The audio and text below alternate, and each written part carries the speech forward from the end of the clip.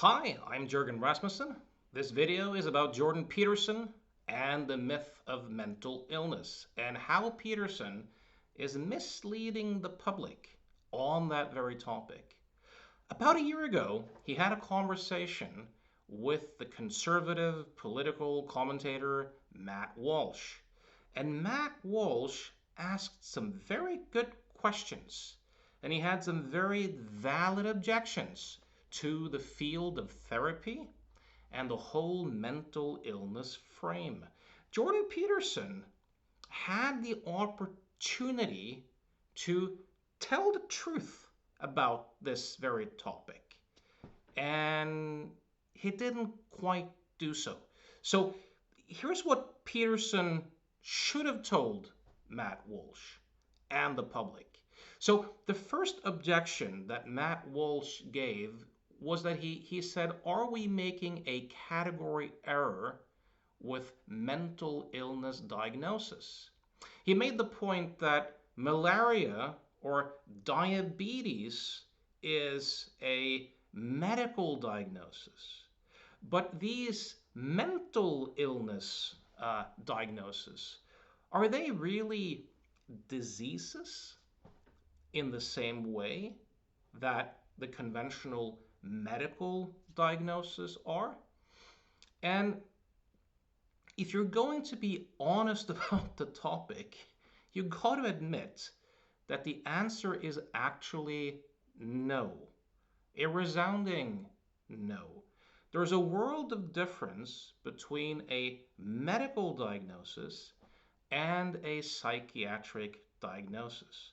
So the first point I think Peterson should have made is to quite simply fess up and say that, look, most medical diagnoses have been discovered. You can actually find some actual cell pathology or an infection or a broken bone using objective tests in the lab. You have the opportunity to either verify your hypothesis that the patient has a particular disease, or you can falsify the hypothesis by doing actual medical testing. When it comes to psychiatric diagnosis, there are no medical tests. There are no biomarkers. None of these diagnoses have any proven brain pathology connected to them. So there's a world of difference between a brain disease like Alzheimer's or Parkinson's or epilepsy or a brain tumor, where again you can, through medical testing, discover or falsify the hypothesis that there is actual pathology in the person's brain, versus a diagnosis of major depression or kleptomania or oppositional defiant disorder or some other mental illness, so-called disorder. The common denominator there is that there is no medical test to confirm or disconfirm the existence of brain pathology. So these diagnoses are metaphorical diagnoses. As Thomas Szasz used to say, they stand in relation to an actual brain disease, the same way that the metaphorical screwdriver that you get in a bar, the beverage which has a combination of vodka and orange juice and some other stuff, stands in relation to the literal working tool, the screwdriver. So Peterson should have made the point that psychiatry operates within the realm of metaphorical diagnosis, in contrast to the literal diagnosis, which are most commonly the case in medicine. Now, hear this correctly.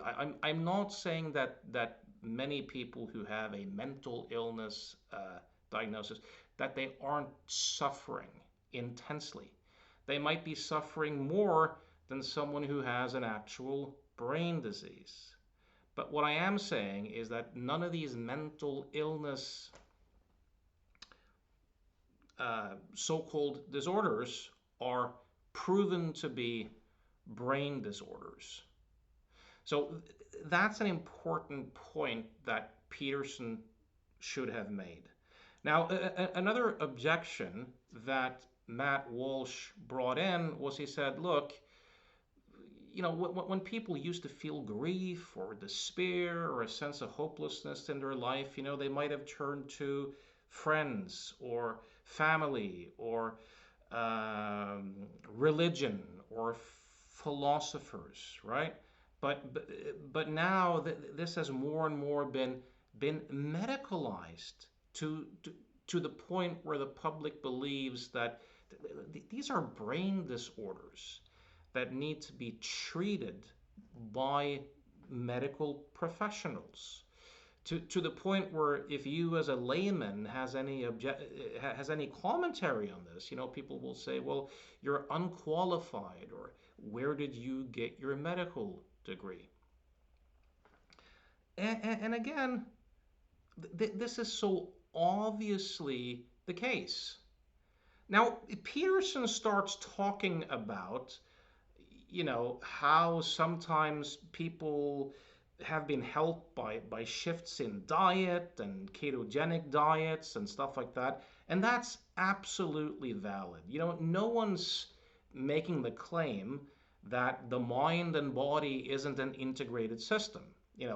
It's well established by this point that sleep deprivation, a shitty diet, the lack of movement and exercise, that these things will often have a dramatic influence on people's moods and people's inner psychological life. And that if we're out of whack in these domains, we might way more easily begin to depress and anxietize and anger in unreasonable ways. But here's the thing. When people go to their psychiatrist or their medical doctor and they get diagnosed with some sort of mental illness, for the most part, they're not instructed to do exercise or to change their diet or to get more and better sleep. What they're being sold is the idea of a chemical imbalance in the brain. This is the case with schizophrenia, this is the case with ADHD, and this is the case with depression. We have been sold this idea that what this really amounts to is a chemical imbalance in the brain, and that we need to use these brain drugs to correct the so-called chemical imbalance in the brain. Tens of millions of people are on these psychiatric drugs. As a matter of fact, if you look at countries like Norway, the United States, the United Kingdom, more than 20% of the population is on one or more psychiatric drugs.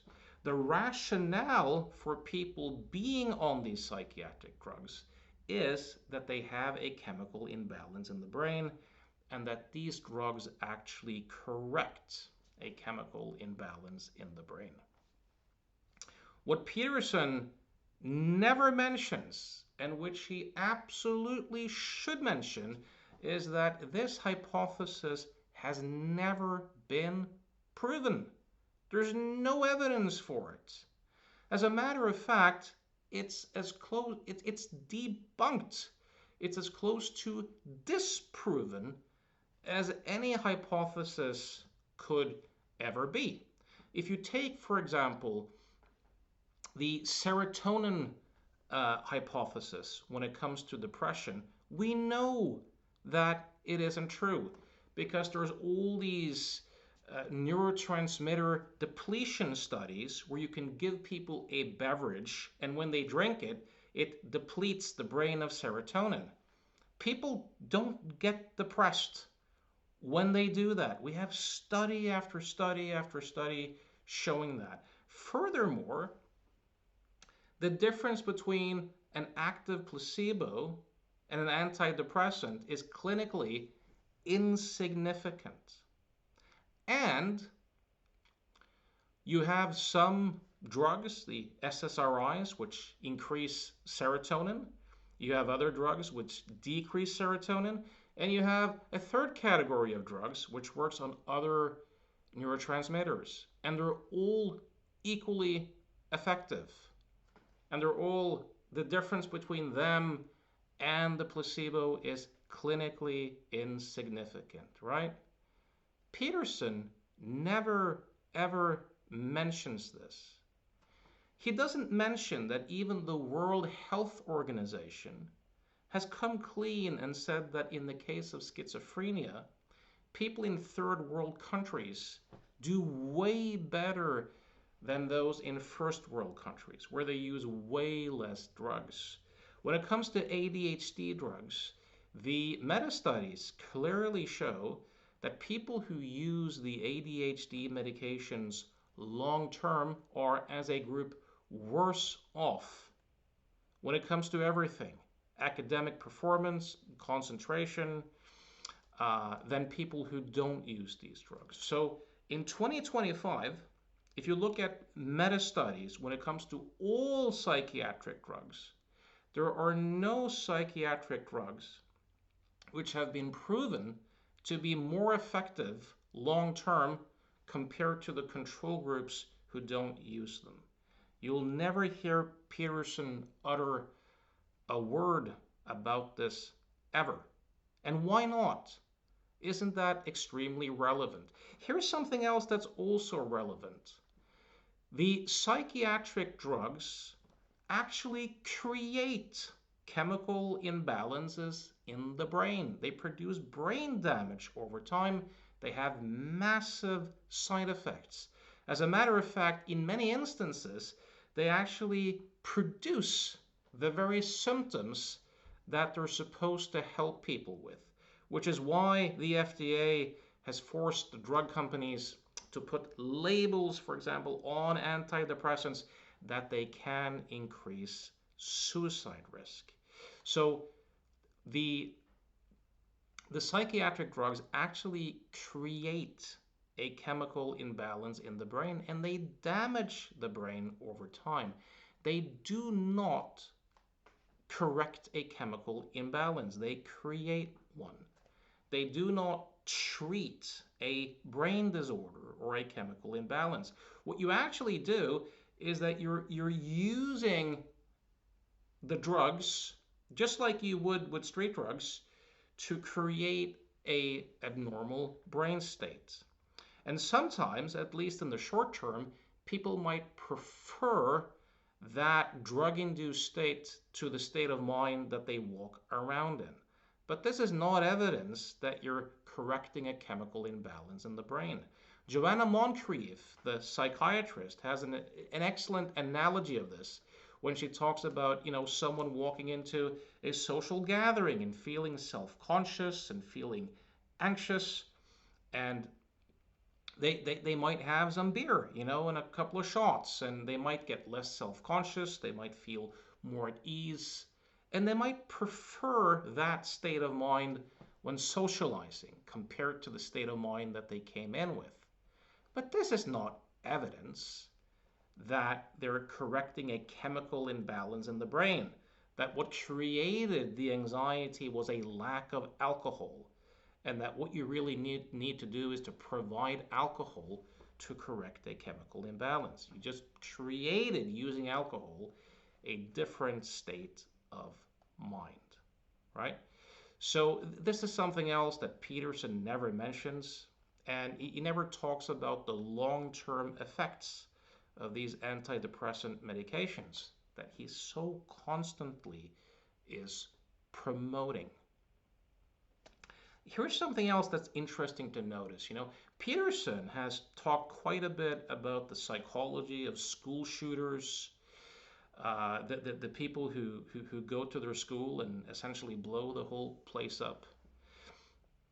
And of course, the general public often screams, where were the psychiatrists? You know, we need more psychiatry, we need more treatment, we need more mental health programs.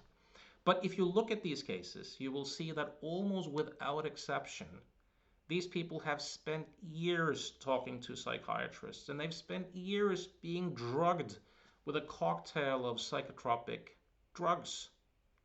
Almost all of these folks are on psychiatric drugs when they do the school shootings. There's an excellent book by the psychiatrist Peter Breggin called Medication Madness. He's testified in hundreds of court cases. And there's many cases where people who were otherwise normal and functioning. So in this book, he details all these cases, right? And you have people who they might have trouble in their marriage, you know, and they might feel a sense of despair and hopelessness. They go see a psychiatrist, they get antidepressants, and suddenly they do something that's completely out of character. Or young kids on ADHD medications who suddenly have this overwhelming, you know, urge to hang themselves or to kill their sister, and who never had these sorts of thoughts, but before getting on these particular drugs, right? So that is something that Peterson should have told Matt Walsh about. Matt Walsh also brought up the point that, hey, if therapy itself was so effective, why are young people today, you know, more depressed, more anxious, more self-harm, more suicides, more suicide attempts? Never have more people been to therapy. Never have more people taken psychiatric drugs. Never have, you know, therapy culture stood closer. And of course, Peterson makes a valid point when he said that, look, there are other factors at play, like the smartphone, for example, or our diets being so bad, and he's right about that. But what he doesn't tell you is that what we're doing is that we're medicalizing human suffering. We're voting in, you know, the psychiatric diagnoses are actually voted into the DSM committees.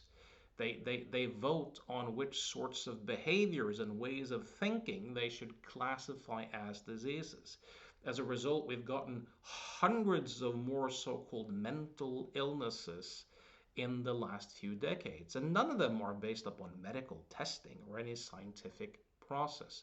Voting, I should remind you, is a political process. It's a political activity. What's the consequence of young people and older people too getting indoctrinated into thinking of life's existential issues, crisis, disappointments, betrayals, the sense of hopelessness as illness, as something medical that needs to be treated? How does that influence us psychologically? It doesn't really seem to cover that much either. Although I should say that Peterson has done an excellent job in exposing just how damaging woke, politically correct ideologies are. And he's done an especially good job in criticizing and exposing the whole trans epidemic, where young girls are being duped through TikTok and peer influence to think that their issues in life are due to them actually being boys. And if they could only change into being a boy, that would solve their issues. Peterson has done a great job in exposing this, and he deserves a lot of credit for it. I have a lot of respect for Peterson, especially in how he stands up for freedom of speech, also how he protects and stands up for Tommy Robinson regarding the excellent work that Robinson has done in exposing the grooming gang scandals in the UK. So I really respect the guy for that. And as I said, I don't think he's lying so much. I just think that he's not including so much information on this very topic that he ends up actually misleading the public. Something else he says too, he talks about therapy, and he says, you know, you can spend months diagnosing someone, and that you need to get the problem right, you know, to find a solution. I think it's high time that we reevaluate this. I'll give you a very interesting example. So there's a guy whose name was Sydney Banks who formulated what he called the three principles, which is a framework for psychological and spiritual understanding. And what he would do with people, he was remarkably effective in helping people find liberation from their suffering by helping them see the role of thought in experience and by helping them connect with their innate health. Now, what Sydney Banks did was that he never talked to people about their problems.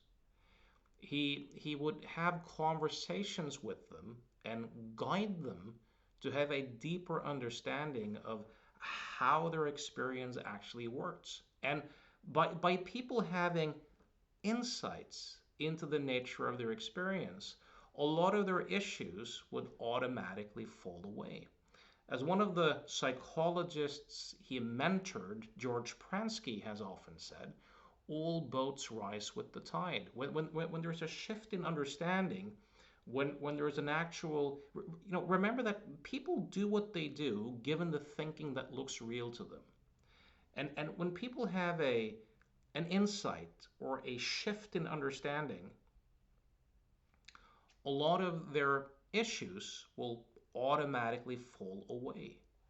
I point people in very similar directions in the psychological illusion model that I teach.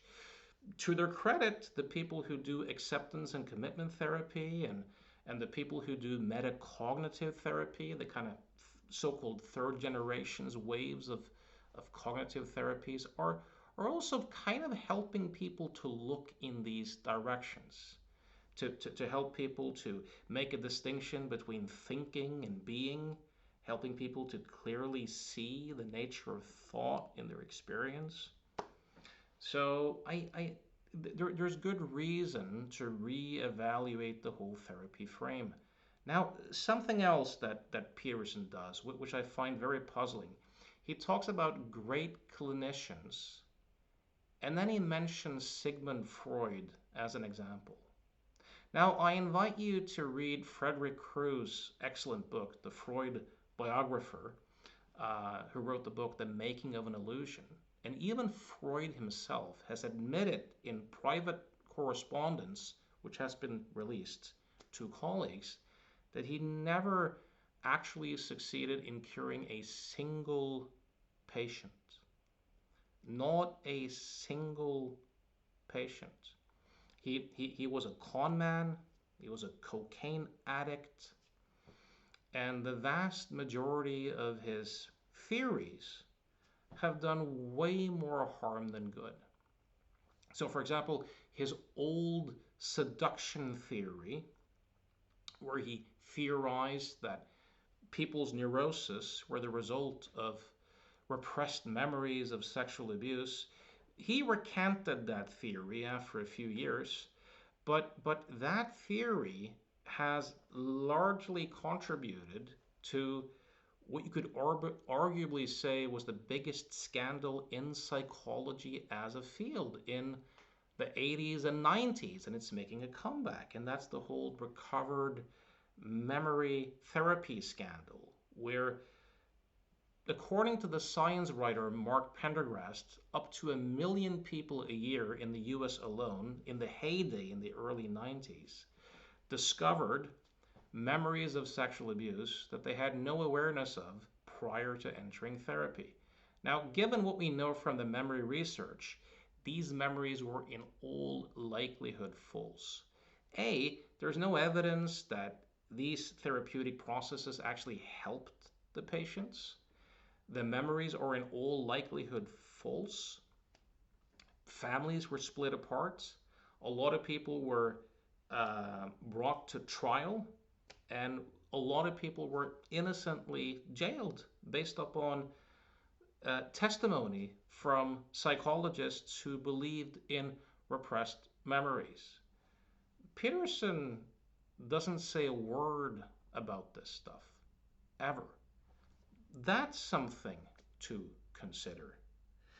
Now, something else to look at here. He talks about if you're going to seek out a therapist, and of course, therapy too should really be considered to be metaphorically so, because you're not treating an actual brain disorder. You're working with thoughts and feelings and behaviors and how people relate to their own experience. You can't treat a thought, you can't treat a feeling. So, this, as Matt Walsh pointed out, inspired by Thomas Sauce, is a category error, a misapplied use of metaphor. But what Peterson does is he says, look, you should really go for an APA certified PhD psychologist with a background in research. You should find one from one of the accredited, schools. Now, here's something interesting to consider. And one of the arguments he makes, which isn't that bad of an argument, is he says, look, at least you'll get someone bright. At least you'll get someone with a high IQ and who scores high in conscientiousness. And Peterson talks a lot about this. And there's a lot of psychological science to support that IQ measures something real. And that, a very big predictor of life success in many ways is IQ and conscientiousness. So I'm not going to argue so much with that, except that say that what Peterson never mentions is that the IQ tests say nothing about how rational you are. You could have a high IQ and be deeply irrational. It says nothing about your ability to learn from your mistakes. It says nothing about your ability to self-reflect. And here's something interesting to look at. And there's a lot of interesting books. I recommend this one, House of Cards by Robin Daves, Psychology and Psychotherapy Built on Myth. A more current book is Practicing Psychotherapy in Constructed Reality by Stephen Bacon.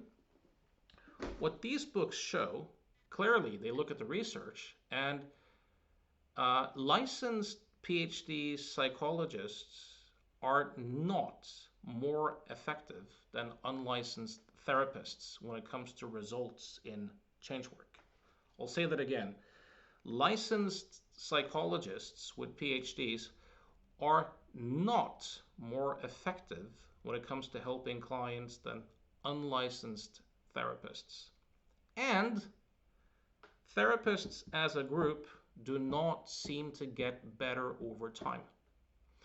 So when it comes to helping people in a psychotherapeutic context, there's nothing about becoming a psychologist. There's nothing about that education that helps people develop the, let's say, personality tendencies, the wisdom, and the skills and the capabilities you need to be effective in helping clients. I'll say that again.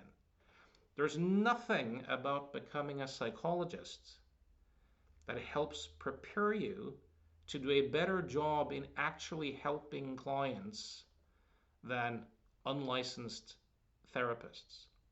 It gets even worse. No therapeutic technique has any inherent power. No method or technique has any inherent power whatsoever, because all thought is neutral. So think about that. That's something that Peterson should at least be honest about when he talks to his public. And if you look at forensic psychology, now there have been some great things that has been accomplished there. You know, you look at people like Elizabeth Loftus, for example, and the influence she has had on the courts in educating the public and judges on just how shaky eyewitness testimony is, and how people can develop false memories both inside and outside of therapy. Stuff like that, you know, stuff when it comes to memory and false confessions and interrogation methods and stuff like that. Research psychologists have done a lot of good. But there's also been a lot of scandals when it comes to forensic psychiatrists. For example, the public tends to believe that they're better at detecting who's lying and who's telling the truth than the general population. Study after study shows that they're actually not. If you look at someone who might seem like an offender versus someone who is an actual offender, they do no better than the general public in determining who is who. So forensic psychologists and psychiatrists have this special role in the courts because we believe collectively that they have these special powers of prediction and lie detection and stuff like that. But the scientific studies show that they actually don't. You never hear Peterson saying anything about that either. And finally, let's look at the APA, the American Psychological Association. What has been its stance when it comes to millions of people being duped into thinking that they have a chemical imbalance in the brain when that theory has never been proven scientifically? When kids have been given stimulants to manage the so-called disease or neurodevelopmental disorder of ADHD without proof that these drugs help people long term? Where has the APA been when it comes to the whole chemical imbalance scandal, and when it comes to being honest with the public about the difference between a metaphorical diagnosis and an actual medical diagnosis? Where has the APA been when it comes to, again, arguably the biggest scandal in psychology in the 80s and 90s, the whole recovered memory epidemic, and where people were taught by therapists to believe that they had multiple personalities as a result of trauma? Where was the APA? And currently, with the whole trans scandal, where you have an epidemic of young girls, teenage girls, who did not, in the vast majority of cases, feel that they were really a boy when they were kids, but they've been influenced by TikTok and social media and activists, and they go to their doctor or psychologist to be given hormones and to be given surgical procedures to change so that they can become a boy, because they believe that all their anxiety and psychological pain is the result of having been born in the wrong body, and if only they can become a boy, then everything will be fine. This is a scandal, and through Peterson's credit, he's done a lot to help expose this. One way he's done so is by having Abigail Schreier, the journalist, on his show. Medical doctors and psychologists in the United States have lost their license when they have suggested to young girls, let's wait, or they've questioned the diagnosis, because by doing that, they have then, according to the APA, been guilty of conversion therapy. So, I mean, on what type of pedestal Do you want to put an organization like that? Oh, and finally, when it comes to Peterson and how the College of Psychologists in Ontario have wanted to revoke his license as a clinical psychologist based upon him criticizing Justin Trudeau, woke ideology, feminist ideology. Where's the APA? And where are his fellow psychologists? Whether they agree or disagree with his political views, they should understand that without freedom of speech, there is no science. There is no critical thinking. There is no actual journalism. What you end up with is activism. So the psychologists should be intellectual warriors. They should be on a quest for truth. They should care more about that than pretty much anything else. Where are they? You have some people like Gad Saad and others who stand up for him, but for the most part, they're silent. So I hope this has given you some food for thought. If you enjoy this, know that I see clients from all over the world online. I never diagnose anyone. I never tell you that you're mentally ill. I only help you to explore the nature of your own subjective experience. If you'd like to find out whether you and I could be a good fit, I invite you to send me an email at provocativehypnosis.com. We can have a conversation and see if it makes sense to work together. If you're watching this in 2025, know that I have a 10-week online course coming up, a masterclass on seeing through the self-illusion. If that resonates with you, check the seminar page at provocativehypnosis.com. And again, if you like this, please like the video, subscribe to the channel, and consider sending it to someone whose message you think would benefit. All right, thanks for listening.